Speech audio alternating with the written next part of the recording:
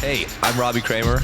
You're listening to the Leverage Podcast, where we discuss using your social skills to hack dating, travel, finding your dream job, and becoming a complete man.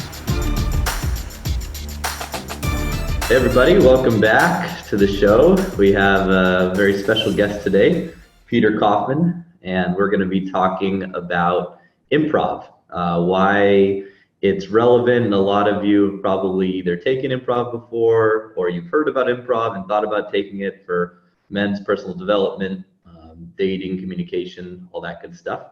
And Peter's an improv expert. Welcome to the show, man. Thanks, Robbie. Good to be here. Yeah.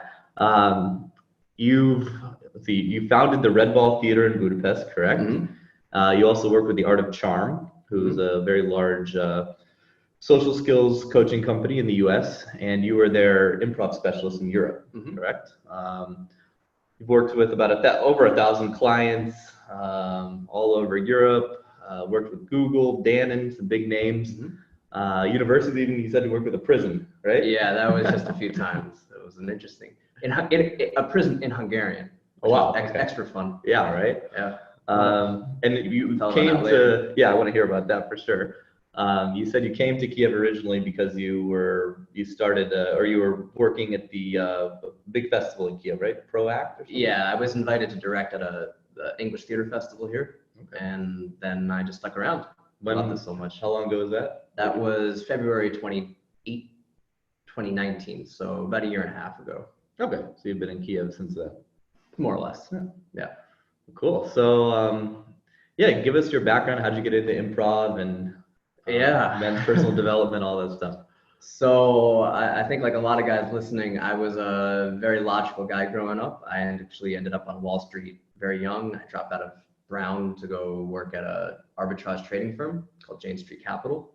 Similar to my background, I started with a Wall Street firm in San Diego. Yeah, there you go. I'm sure it's very common. And basically, I just got bored.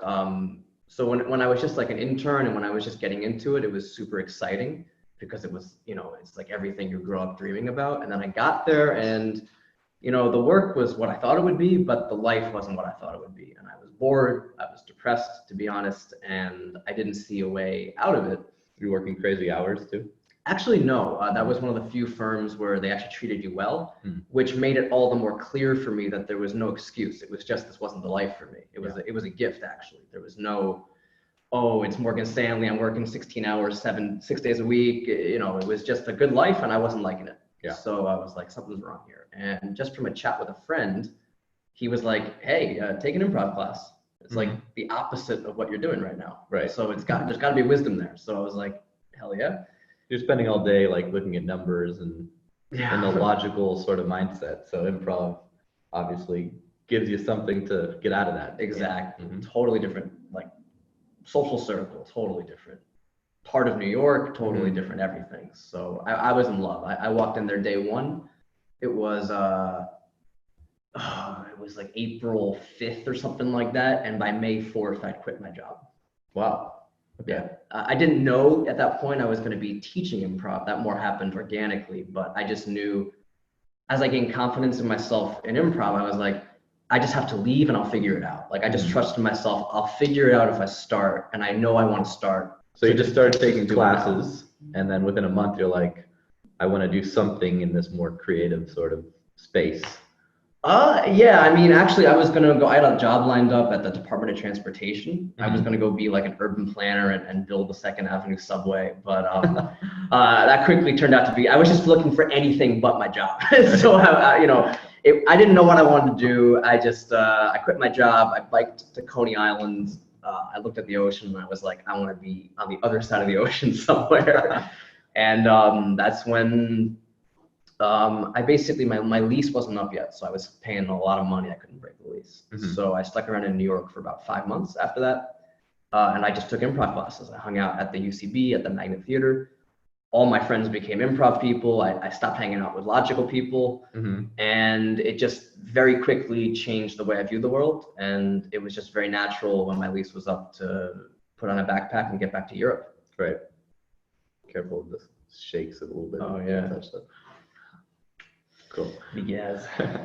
And so you have you're part Hungarian, is that right? Yeah, my grandfather's Hungarian. Mm-hmm. So my first adventure in Europe was in Budapest, and I actually got a citizenship after 6 months there. And so yeah, I'm a Hungarian American. Got it. Okay.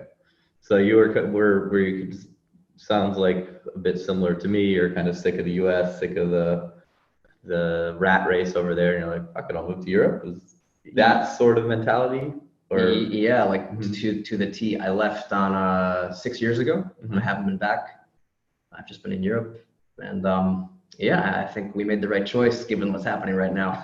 Yeah, I would not want to be there. I do not miss America right now. But yeah, tell us more about like your journey. You know, so you started getting into improv. How did it affect your life? How did it, you know, kind of change your mindset, personality, all that stuff? So as I said already, the number one thing it did is I learned the really important lesson of just start, right? There's a great improv sort of truism that if you don't know what to do, just get on stage and trust me, you'll know what to do. Okay. Like as soon as you put the pressure on you, as soon as you enter and the eyes are on you, you'll do something, right? You'll figure it out. And we also, like, there's this idea of your foot is often smarter than your body. So if your foot starts to move towards the stage, you know on a deep level that you have something you want to say. So you have to start to trust that foot and just put, you know, your first foot moves, put the second foot in, put the third foot in. Before you know it, you're on the stage and your idea is manifesting itself in real time, with real-time feedback, with appreciation, with applause, with laughter, sometimes with sadness. You know, sometimes it's a sad idea, but it's a habit of trusting yourself, trusting your intuition. Also, even like connecting to your deeper intuition. Like a lot of people don't even know when they have a good idea, but their body does, and you can actually see it all. So yeah, just building that habit of trust in myself, taking action. And that's how I left my job. That's how I got to Europe. It's how I started teaching eventually. And that's how I built my life. Yeah, this is such a great metaphor for life because, you know, often we wait for the perfect opportunity, or we wait until we're ready, or, you know, something, whatever excuse it is, but usually it's just a fucking excuse. Yeah, the male hamster, right? Yeah, it's so similar to something as simple as approaching women. You see a beautiful woman and you sit there in your head and think about, oh, what am I going to say? What should I do? She's gone. Versus if you just move your one foot and start walking towards her, usually something, doesn't matter what, is going to come out. And the guys think they need to say the perfect thing, whatever. You can just walk up, you know, it's like, if you don't do it, for sure, you know, she's gone. But just like you get up on the stage, something's going to happen.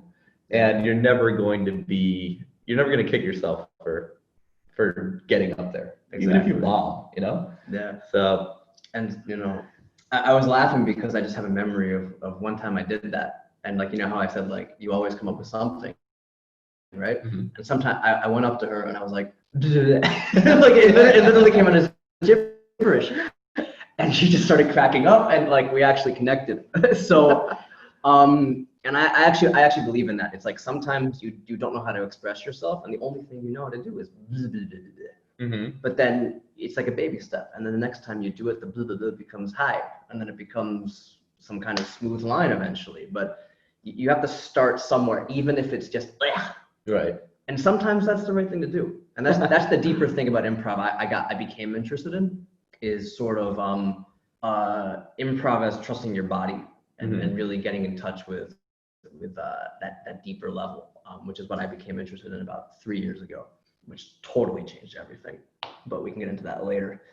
Yeah, well, real quick before we do, I think there could be a bit of maybe a negative stigma about improv, or just like the idea I had about it before I started doing it, and I started doing it way back in like 2001 or 2002, right when I got into, maybe 2003, whatever, right when I got into like, you know, improving myself in terms of dating, because everyone said, take an improv class.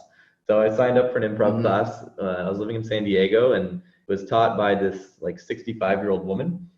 And most of the people in the class were around her age. And there was me and like two of my wingmen. So like, hey ladies. yeah, these like three like early 20-year-old guys with, 20 or so. It was a big class, like maybe 15 to 25 other like mostly, middle-aged, kind of weirdos. Because the stigma is like improv tends to attract weirdos. So a lot of the exercises we were doing, we were like, is this really like going to help us, meet women or improve our social skills? But did it? Yeah, sort of, kind of, not really. I don't know. And then I didn't stop there. I took some more classes after that, and they were a lot better because of the teacher was more age relevant, and a lot of the improv games and exercises were way more relevant. But like, how do you find a good improv coach or a good improv teacher or a good class? Good question. What do you look for? What do you avoid? With any kind of personal development, the energy flows down from the top. So it's like you got to look at, every coach is a lighthouse, and you got to look at what they're attracting. So it's not necessarily the case. Like one of my best trainers was a Israeli woman who was actually a former drill sergeant, and she was one of my favorite improv coaches. So it's not that you have to look for someone who's like you. Yes, I mean, it can help to have a guy who has been through it because they can give you specific advice for your things. But if you're just taking an improv class to learn improv, you want to look at you can get a vibe from the person. And it's like, you want a vibe of, number one, not to get controversial in my first podcast interview, but don't go for people if you get a major safe space vibe from them. Yes. Because too improv politically is, correct. if there's touchy-feely. Look, you got to just say it as it is. A lot of improv teachers are very politically correct, just by nature. I mean, it's an emotional art. It's an artistic art. Art in general is very, right now in the West, safe space, social justice type stuff. And pretty much every coach except for myself, will have that bent to them. But that doesn't mean you got to look at the person and see, are they reasonable, right? Because improv is not a safe space. It's by nature dangerous. If you're worried about getting into problematic things, you're not going to learn. So you got to look for someone who you feel can hold the space.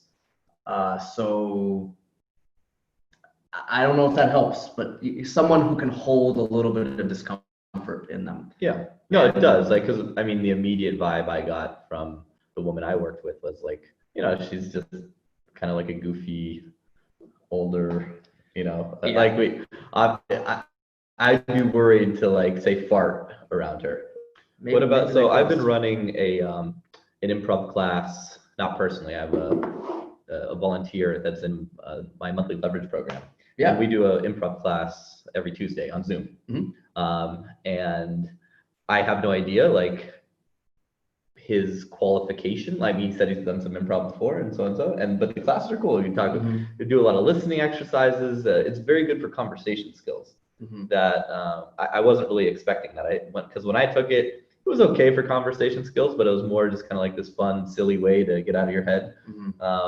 But what are the benefits of improv? Like, who should take improv? I mean, obviously, it seems like everyone could benefit, but any sort of specific people that should do it if they're struggling with XYZ? Yeah, I mean, I still say everyone, but I think a better question is like, what specifics do you take out of it? Okay. For your life? Yeah. And actually, while we were setting up, I wrote some of them down to be sure I got them all. So, number one is going to be just okay. If you're the kind of guy listening who is coming from more of a seduction world, which is safe to say some amount of people, right? The number one thing you're going to get is calibration. Because if you're on the street or in the nightclub and you have so much extra factors coming at you, right? And you lose the person in front of you, right? And worse, you sort of see it as a game, and it's not a game. This is my personal thing. I've met my fair share of people in the seduction world but I don't view it as a game, because that's, you take away the person in front of you. And what improv is going to do is it's going to teach you, it's going to teach you how to interact with this person in a powerful way, in a present way, and therefore in an attractive way. But you're going to be connecting with the person in front of you rather than connecting with your own fear of the situation.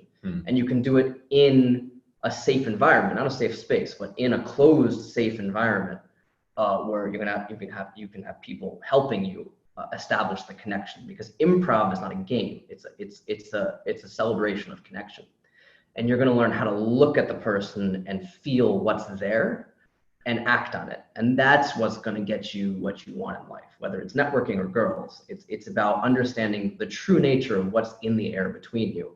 And a good improv coach will walk you through how to calm yourself down until you're interacting with the person and not your anxiety.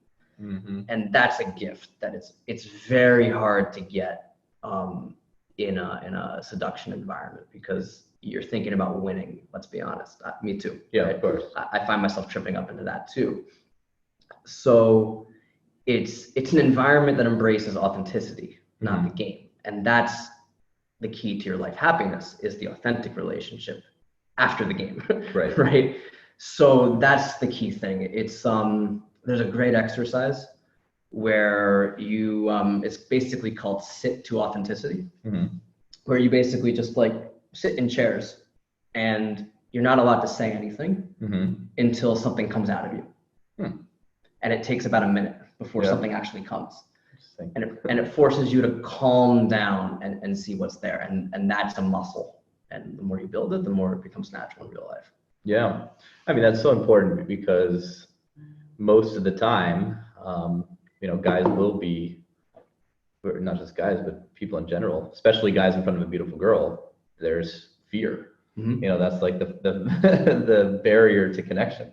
And you were telling me earlier about a little bit controversial exercise you did, where you had the guy on the stage and you're asking what he was feeling or something. Can you tell that story? It's not so controversial as much as it is just like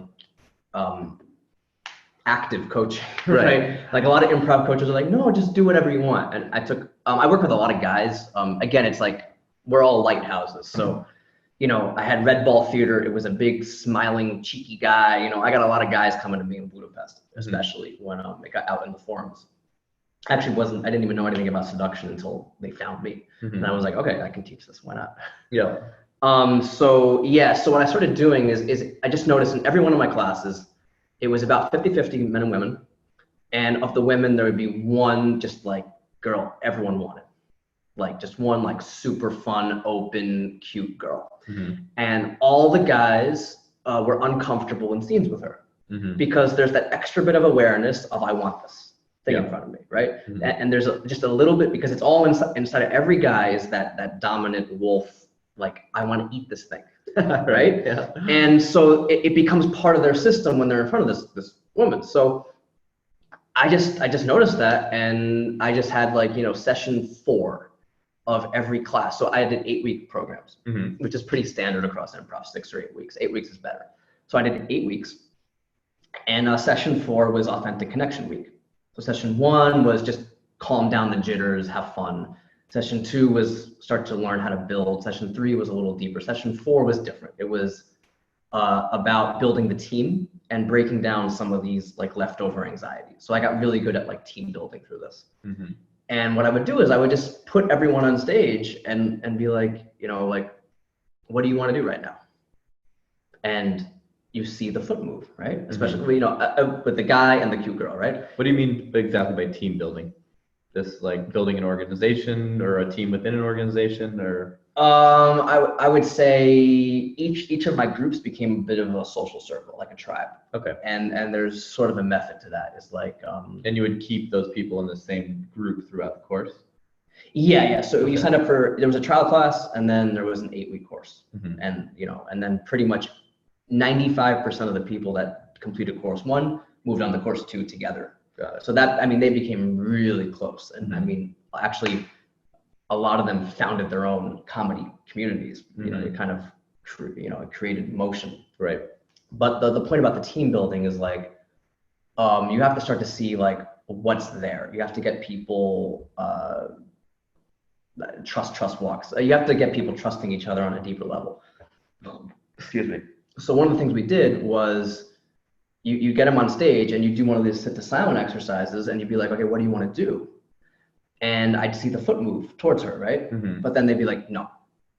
So what's happening on a coaching level is you're seeing the mask someone puts on when they're afraid of desire, right? So I desire this thing, and then I want this, but there's eyes on me I'm uncomfortable with, whether it's my own eyes or Peter's eyes or her eyes, whatever it is making me uncomfortable with my authentic desire.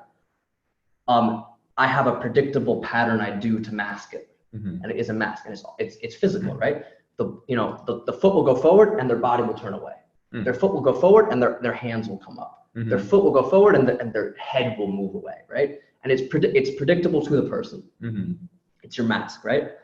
And then you start to work with it, and you say, like, I notice your foot's moving forward. Do you want to go closer to her? He's like, yeah. So do it.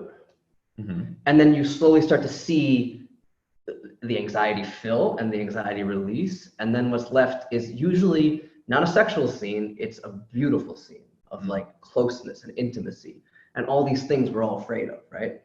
So this is kind of how I operated. And then so you saw him, hesitate essentially, and you said no, like, go for it, which I guess that could get embarrassing or awkward, right? Potentially, depending on how they felt and how you coached them. That's kind of what I heard from the story. I was like, wow, that could be very transformational and very kind of, I don't know, what's the word? Like, it could go really good or really bad in a way. I can't think of a time it went bad. Really? Okay. Yeah. Like, would you tell him to say what what are you thinking about her, or how? No, it was just on a physical level. Oh, I see. It was just like move. You seem like you want to move towards her, so. Yeah, it seems like you want to go in that direction. I would never make it about like tell her how you. That's what the fuck? No, I'm not saying how'd that go? It's not a sexual energy exercise. I actually did one of those, but that's more for the girls, ironically. I'll tell you about that in a second. Yeah. Actually, I know I also have a good one for male sexual energy called Perfect Porno, which I can tell you could actually do it with a friend. It's a good exercise. But yeah, this one was it never became awkward, especially because it happened it's like halfway into the course. I misunderstood. I thought it was like, tell her what you want to do to her. So. No, I'm not. Yeah, I wouldn't do that. It's like a nice improv class turned. This got interesting. No. We with You want me to talk about the guys? Yeah. Yeah. So I had Well, first of all, I can see how that's very powerful in terms of helping guys get past their anxiety and their fear, and how that could affect all of their conversations and all their social interactions. Yeah. You're really working on an aura level. I'm a spiritual guy, so I think it's like you're actually changing the guy's aura. But yeah, I agree. You can leave that. I agree completely. Yeah. So you were saying about, well, I was going to ask you about the pro porno or whatever that was. Perfect porno. The perfect porno, and then before that, you were about to say something about the guys. Yeah, they kind of go together. So as I said, when I started, I was just doing improv.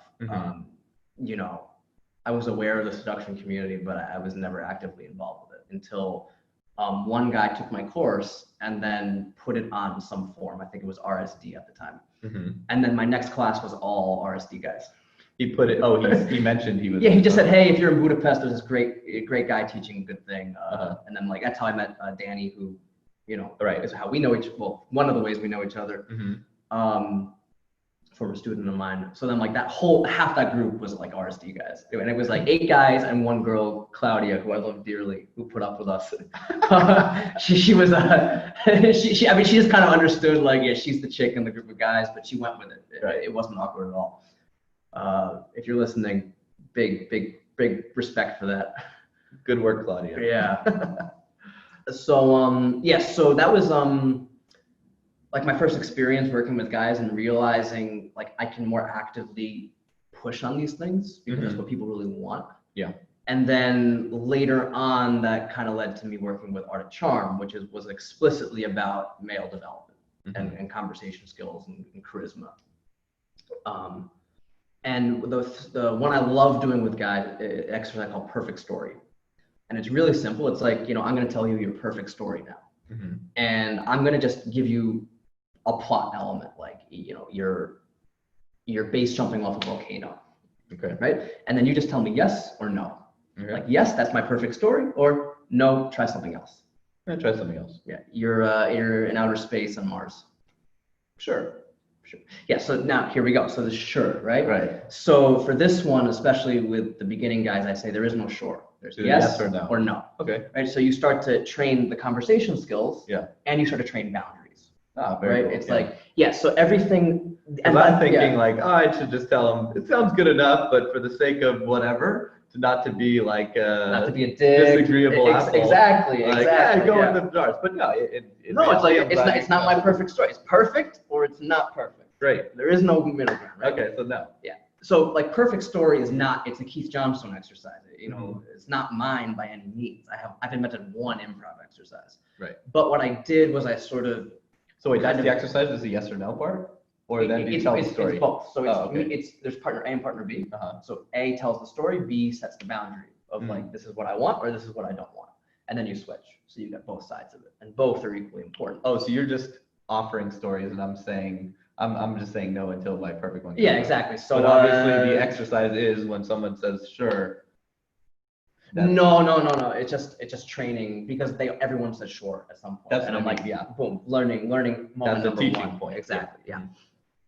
So and what I noticed with the guys is eventually it becomes so you're sitting on a beach with two beautiful models. And then like we get to yeses. So what I started doing with guys for sexual energy was okay, perfect porno.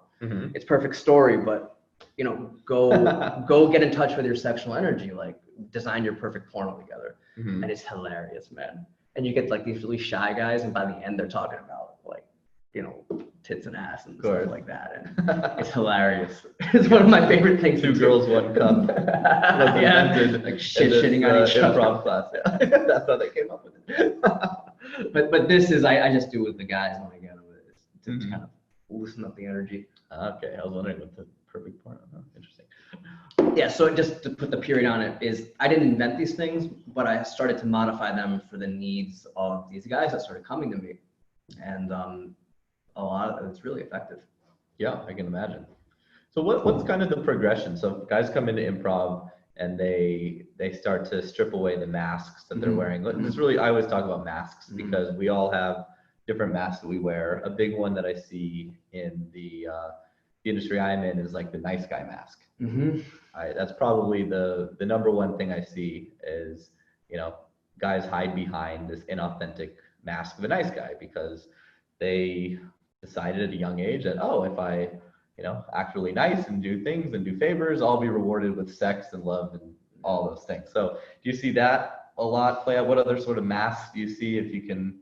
Yeah, I was thinking about that on my run this morning, and I was like, I have no answer. No, I have somewhat of an answer. So it's like, what do people? There's a mean mask. That was me personally. I mask my needs with or my desire with cruelty quite often, actually. Interesting. And I see that a fair bit, a shocking bit of time. Like when you felt you didn't have the tools to get what you wanted, you would go into cruelty a bit, or you'd act mean? Yeah, or my interpretation of the game I learned was be cruel. Not be challenging, but be cruel. Okay. And that's how I internalized it often. And I'm not, I saw that there's at least one specific example, and I'm still like, that's deep stuff. And that's also when like, if improv is not therapy, and there's some things you really need when you're working with mask work and musculature in your face. So it gets into bioenergetics, psychosomatic work, and you're like, where's the line? Right. And you see that too. Like I had one client in particular who was an older guy. And whenever a girl came around, he would just, his face would transform into like, Yeah. And he'd Yeah. how's it going? I'm like, why are you talking like that, man? Like, that's not your fucking voice when you Yeah. talk to me. Why are you talking like that to her? And I'm like, it's a mask, Yeah. you know, and it's, That's a strong mask. oh, That's it was bad. I mean, it took a lot of years, yeah. about 2 years of intense, work with models when I had him just like, just standing face to face, Yeah. and breaking that down. Yeah. That's intense. Did he start to? I don't mean to pry, but like, No, sure. Did he cry at some Oh point? yeah, all sorts of shit came out. Crying, a little hysterical laughter, like the whole range of human emotions came out. Because he was essentially like, if this is our range of emotions, he was like right there all the time. Yeah. So it can be very therapeutic. All of this work, of course. So Yeah. I'm just thinking, it's like, I'm on a break from teaching improv right now because I kind of see myself, I need to be an actual therapist and then come back and do it, because the more I look into it, the more I'm like, if I want to do it the way I want to do it, which is this way, you got to have a little more training at some point, like, especially with mask work. It's like there's a whole field about this. Yeah. So, but yeah, the face-to-face, there's actually an acting exercise from Meisner work, where you start to strip away your interpretation of the world and get down to what is. So you stand face-to-face, and, if this is me and this is you, and you're like, what's the truth here? You're only allowed two things. You can say what I see, or what I sense, so what I smell, what I see, what I hear, or you can say what I feel. So like, the fourth is looking at you, I see your head tilt back slightly. I can't say looking at you, you look nervous. That's my interpretation, right? Gotcha. So you're stripping away interpretation, so you just see what is and what I feel. Right? So looking at you, I feel calm. Looking at you, I feel nervous. And you just start to admit that to the air, right? And then that can be a very powerful exercise. And it's sort of like when you learn to dance, it's really powerful because you see a lot of different styles, right? And you're like, oh, like all girls are different, all that, because they dance different, they have different needs, they have different following styles, right? And the same thing, you kind of do this exercise and you have like 10 different partners in like an hour. And you're like, oh, like everyone impacts me different ways. Everyone reacts to my honesty in different ways, my vulnerability in different ways. And you start to kind of, again, to get back to this idea of the authentic connection. Right. What is the authentic connection between us? Is there an authentic connection between us, or do I just want to fuck you for my ego? Right. Right. And then how do I work with that? Right. If I sense this, what do I actually want here? What do you actually want? Yeah, it's a really powerful exercise.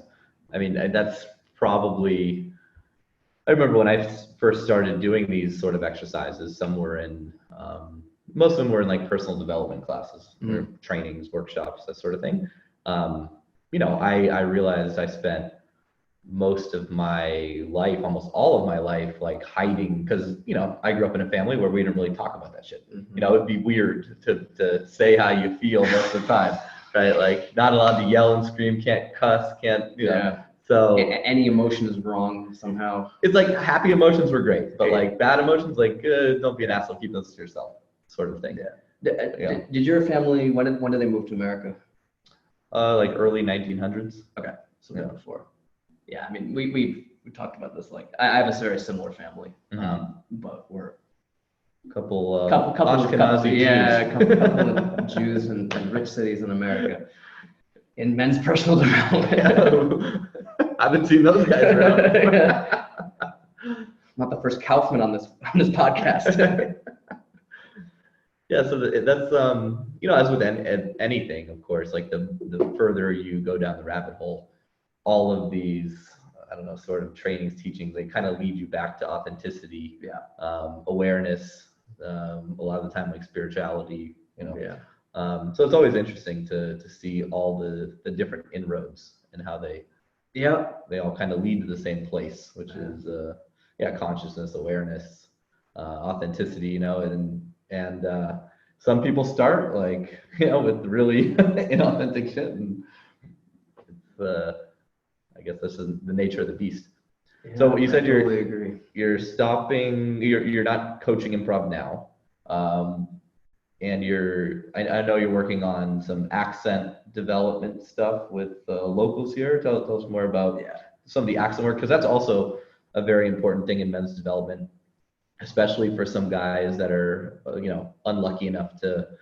If you grow up in India, you end up with an Indian English accent a lot of the time, or an Asian English accent. And if you're into European or American girls, Canadian girls, Western girls, the unfortunate stereotype is someone with that accent is unattractive. Mm-hmm. I had a client who was like, he looked like Indian James Bond. Really? And every girl they'd see him, they'd be like, wow, that guy's so hot. And then he'd start talking in like a horrible, like high Indian accent. I was bad at doing it, but and then immediate, like, all attraction was fucking dead.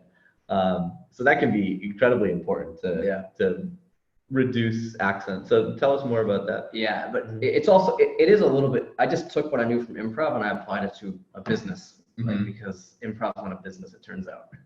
It's it's an art. So, but I just took everything we're talking about with the mask, I took it and I applied it to the US accent, right? So, for example, in Russia, you never talk with your jaw. Russia is talked with back of mouth, and then it just flows out. With American, your jaw is always working, always. So number one is when I talk with Ukrainians, you have to start to work your jaw, and that's physical, man. It's like you have to treat it like yoga and like actually massage your jaw and get rid of that, or really put on a mask. You have to start to be an actor, and like your jaw, a lot of it, you can release it back here and back here, like, and you start working with the tension in your head. So for me, it's like, it's not that I've left improv, it's that I'm sort of morphing it, and then I'll come back to it when it makes sense, because it's like, I basically, I want to work with muscular armor, right? I want to work with a mask. So this is like my first way, and then I'll get more training, and then I'll kind of bring it back to like a full program at some point. But right now I'm basically working with the mask you put on with your accent. And yeah, I can tell you, number one is, for any confident accent, it's going to be jaw heavy, because you're going to force the sound out with your mouth. If you talk in back of mouth, it's never quite so strong. It can be more romantic. It can be more like French, oh la la. But for English, you really want to work in your jaw. And yeah, I mean, I can go in. You can go look at my website if you want to take the course. But yeah, we'll put a link at the bottom. Yeah, man, that's been lots of interesting shit. Some of those stories. Anything else that you think is relevant in terms of improv, personal development, what guys can get out of it, or if you're thinking about doing it, where guys can potentially ask you if they have questions or work with you? Yeah, if you can put something of my, we'll have something on a link somewhere, right? Yeah, I do consultations, right? Where we can work with perfect story. We can work with the noticing exercise, which can be very powerful. So I do like one-on-one, or if you want to just ask me, like, do you know a good teacher in London? Like, yes, I do know a good teacher in London, if you're looking for that. But yeah, I mean, if you're in this thing, it's important to have a coach who's not in the business, because everyone in like the men's business, they're 20% extra because it's their business, right? So it's good to kind of triangulate. So like for me, my coaches, I've got coaches along the lines of this, but then I have just a coach like from Holland who's just a coach, and he doesn't give a shit about this. He's just separate, right? And that helps ground me. So improv can be that for a lot of guys, to just have something separate, like a separate source of their development. What do you mean by that exactly? I'm a little confused. Like a coach who's not in the game, or a coach who's not in the business. Like like men's coaches, we call ourselves coaches, but there actually is like an industry called coaching, and it's completely different. Like the way they go about it is completely different.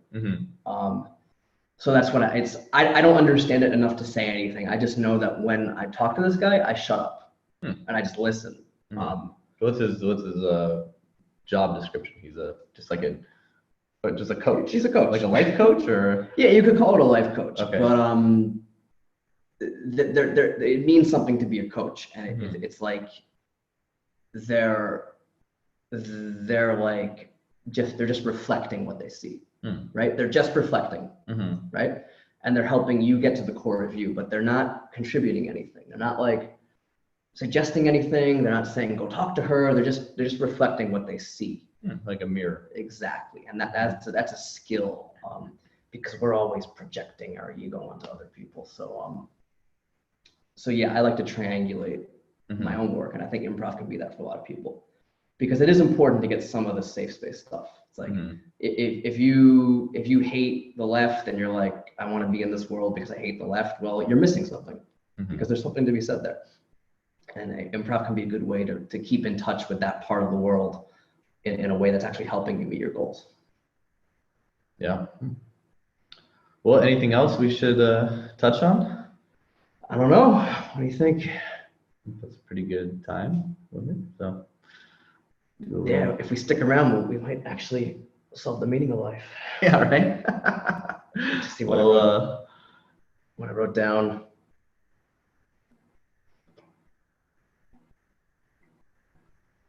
I think we're pretty good on time. Yeah. So, what was it, 2? Yeah. I can give another, we can like demonstrate an exercise maybe. If Yeah. So how about we try to demonstrate, one of your favorite exercises? Yeah. So there's it's a classic exercise called It's Tuesday and. Okay. And it's a simple yes and exercise. Like if you know anything about improv, there's this idea of yes and. So basically it's I'm going to say what Robbie is doing, and then Robbie's going to say what I am doing, and hopefully we create a story together. Okay. Now the trick is to keep it active and present. Okay. So like, we can make, you're combing your hair. Right? And you're picking your nose. Yeah. And you are laughing at me. And you're thinking I'm laughing at you, but I'm really laughing at the dog. Okay. So now we can pause. So now you're justifying, right? Okay. So now, and that's in your head, right? So thinking isn't an action, right? You can tell me, like my face is getting red, or you can tell me, but this exercise is about staying in the active moment. Got it. So when I said but, you start to go into but mode, you start to go into justify. I realized why, because I know the yes and I was like, fuck, I said but. He's gonna call me out. Yeah. Okay. So this is gonna help you stay present in the active moment, right? Okay. And not because otherwise you're just worrying about what you look like. Got it. Right? You're justifying. I'm not an asshole. It's the dog. Right. Hey, buddy. All right. So you are running on the river. And you're fishing. And you spit into the river. And you catch a ginormous salmon. And you say, "Good job, man." And I say, "Thanks. I deserved it." And you say, "No." And you give me a high five. And you start to say, "Whippy." And you start to say, "Yoo-hoo." And you look into my eyes. And you see a dog walk by. And you grab the dog and give it to me. And you take the dog and you throw him in the air a couple times. And you high five the dog while he's in the air. And you almost get hit by the dog when it comes down. Okay, that's what happens to me. What do I do? Oh, and you duck because the dog. Exactly. Yeah, I duck. Okay, and you push me out of the way. And you catch the dog miraculously with one hand. And we all live happily ever after, right? So it's really, Robbie's really good. He's Robbie, right? But you'd be amazed at how hard it is to stay in the moment. It was hard. Yeah. How hard it is to not say I. How hard it is to not justify, like I'm not an asshole. And it's something you'll probably do like day one of improv. And it can be very powerful just to catch, again, it's like all your limiting beliefs coming up. It's your avoidance of the moment, basically. So yeah, it was tough. it was very hard to stay in the moment. Yeah, and we got video. We can go back and watch the mask for both of us, right? We can go. I think Robbie had some wrinkles on his face during that exercise, and you can go back and you can say, hey, what if you didn't raise your forehead for this exercise? What would happen? Yeah. Right? What might change? And then you can start to. Yeah, I'm sure video feedback is very powerful. I used to have I was working with a guy who had us do tons of different exercises. It wasn't an improv guy. It was more of like, I mentioned him to you earlier, more like a school of authenticity as odd as that is, but he would videotape us doing various things. Yeah. We'd watch the video and he'd be like, look at that mask, look at this, look at that. It was very eye-opening. Yeah. And you can also do it as a solo. You can do like self-talk. You can just put yourself on video, like talking, and then you can just play the video back and be like, what do you see? Yeah. And it's all going to be judgment. Totally. A lot of people are so scared to make YouTube videos or public speak or anything just because, and watching yourself or listening to yourself, it took me a long time to just get comfortable listening to my voice or watching, myself while I edited a video. To remove all the judgment. Oh, you look like this, you look fat, you look stupid, you look like an idiot, you sound stupid. Like there's so much judgment at first. And, of course, I don't think it's fully gone away, but it's not really there so much. But it's about like, when you start to do something like put yourself out on the internet, there's so much chaos. Like your awareness expands, right? To now like the whole world is watching me. Yeah. And it's unavoidable. Like your third eye opens and it's like, oh my God, there's so much more I don't understand. There's marketing, there's SEO, there's editing, there's filters, there's this ring, this lighting, and like the things you have to learn, it's chaos, right? And you as a man, as anyone, but particularly as a man, you have to find structure in that. Yeah. And that structure is just by doing. And all the judgments in your head, right? They're just protecting you, right? Yeah. And then you can write them down and be like, yeah, in a year, I want to not smile like that. I want to have better lighting. I want to have that. But right now in the moment, you just need to be doing and improving. And to bring it back to improv is creating chaos and finding order on the fly. This is a really strong, powerful metaphor because it's exactly, that's business. Yeah. It's life. Yeah. It's the girl. It's any relationship that matters to you is you go into the chaos and you find order. And and improv is the teaching is the process of that. There's no better thing besides computer programming and maybe playing poker, right? There's no activity which doesn't need that. Right. That's true. Well, dude, it's been awesome having you. Yeah, great pleasure. combo. Thanks for coming on the show. My pleasure. Thank you for having me. Yeah. So guys, make sure you check out Peter and the links, and talk to you guys soon. Thanks for listening. If you want more, go to innerconfidence.com and don't forget to subscribe to this podcast for the latest episodes.